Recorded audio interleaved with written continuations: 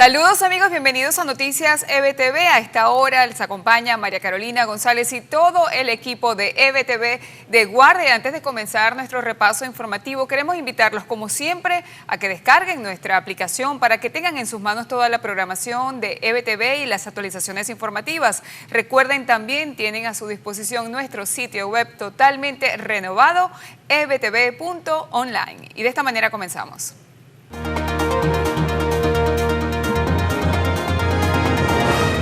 El secretario de Estado de Estados Unidos, Mike Pompeo, afirmó que cualquier empresa que realice alianzas con la dictadura de Nicolás Maduro tendrá que rendir cuentas ante la justicia internacional. Estados Unidos está sancionando a la empresa venezolana de biometría Exclé, compañía anónima, y a dos de sus representantes por su apoyo a las elecciones fraudulentas del 6 de diciembre del régimen ilegítimo de Maduro, sentenció el jefe de la diplomacia de Estados Unidos. Pompeo aseveró que aquellos que buscan socavar las elecciones libres y justas en Venezuela deben rendir cuentas. Y es que este pronunciamiento de Pompeo se produjo luego de que la Oficina de Control de Activos Extranjeros del Departamento del Tesoro de Estados Unidos señalara a Exclé Soluciones Biométricas de apoyar materialmente al ilegítimo Nicolás Maduro, proporcionando bienes y servicios que el régimen venezolano utilizó para llevar a cabo las fraudulentas elecciones parlamentarias del 6 de diciembre de 2020. Además, la OFAC designó a Guillermo Carlos Sagagustín y Marco Javier Machado Requena por haber actuado en representación de Exclé Soluciones Biométricas, compañía anónima.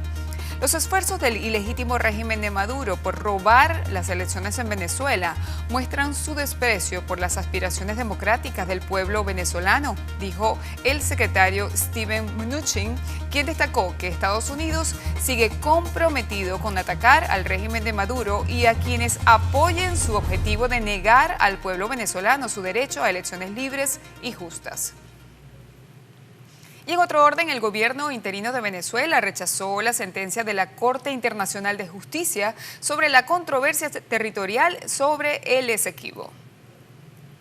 A través de un comunicado, el gobierno encabezado por Juan Guaidó se pronunció sobre la sentencia de la Corte, que se declara competente para conocer sobre la demanda interpuesta por la República Cooperativa de Guyana sobre la validez del laudo arbitral de París de 1899, esto con 12 votos a favor y 4 votos en contra. Dicha decisión desconoce el Acuerdo de Ginebra de 1966, único instrumento jurídico, político y diplomático que reconoce la existencia de la controversia y promueve una solución práctica y satisfactoria para ambas partes.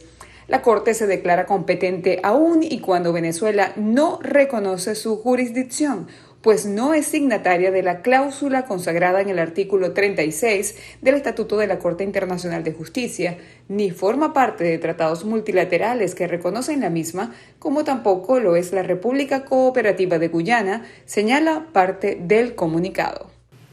Recordemos que la Corte Internacional de Justicia examinará el conflicto fronterizo entre Guyana y Venezuela, luego de considerar que sí tiene competencia para revisar este caso, que se remonta a más de 100 años atrás. Venezuela, representada por el régimen de Maduro, que ha rechazado hasta ahora la intervención de la Corte Internacional de Justicia, reclama a su vecino soberanía sobre la extensa región del Esequibo, rica en minerales y bosques, y que abarca una zona marítima con recursos petroleros. Tras una denuncia que interpuso el gobierno de Guyana, la Corte Internacional de Justicia respondió que sí tiene jurisdicción sobre esta disputa fronteriza entre Guyana y Venezuela y que en consecuencia examinará este caso. Cambiamos de tema. El comisionado para la Organización de las Naciones Unidas, Miguel Pizarro, agradeció a los países que han recibido a los más de 5 millones de venezolanos que han salido del país huyendo de la crisis humanitaria que ha impulsado el régimen de Nicolás Maduro. A través de su cuenta personal de Twitter, Pizarro escribió: nuestro reconocimiento y agradecimiento a los países, organizaciones y agencias por su loable labor para garantizar la atención a migrantes y refugiados venezolanos. Pizarro expresó este mensaje en el marco del Día Internacional del Migrante, al tiempo que envió un mensaje de aliento a todos los venezolanos que han dejado la nación en busca de una mejor calidad de vida y un futuro próspero. Y sobre el caso de los balseros de Güiria, el dueño de la embarcación Mi Recuerdo, el señor Luis Martínez, recibió la medida de arresto domiciliario que cumple en su casa en esa población en el estado Sucre. Martínez fue acusado por la Fiscalía de tráfico de personas y asociación para delinquir, los mismos cargos que imputaron a Luis Ramón López, propietario de la finca de la que embarcaron las víctimas que iban con destino a Trinidad y Tobago. Hasta ahora son las únicas 2 personas acusadas por el naufragio de Güiria, que ha dejado, según la versión oficial, 28 víctimas. Sin embargo, los pescadores de la zona han hallado 2 cuerpos más, con lo que el número de fallecidos ya serían 30. Y al menos 40 organizaciones de la sociedad civil venezolana suscribieron un comunicado en rechazo a la criminalización de la difusión de información sobre el caso de los naufragados en Güiria. El documento expresa que las organizaciones firmantes rechazan la intención del régimen venezolano de censurar y diluir su responsabilidad ante las sostenidas vulneraciones de los derechos humanos que empujan a la migración forzada de millones de personas en condiciones cada vez más precarias. En la tragedia de Güiria, el régimen utiliza como estrategia de silenciamiento reconocidos patrones de criminalización y estigmatización contra la prensa y organizaciones de derechos humanos. Estas prácticas van de la mano con la agudización de la emergencia humanitaria, que las autoridades insisten en negar aún con el impacto de la crisis sanitaria generada por el COVID-19.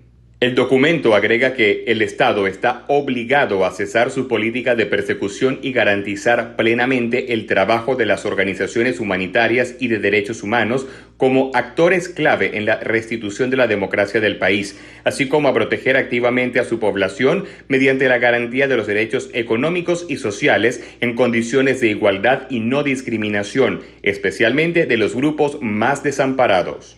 En este sentido, exigieron al régimen cumplir con sus deberes de investigación, sanción y protección de sobrevivientes y familiares, garantizar el trabajo periodístico de las organizaciones de derechos humanos, tal como solicitan los relatores del Sistema de Naciones Unidas en su más reciente comunicado. Momento de una primera pausa, amigos, no se aparten que tenemos mucho más de Noticias CBTV al regresar.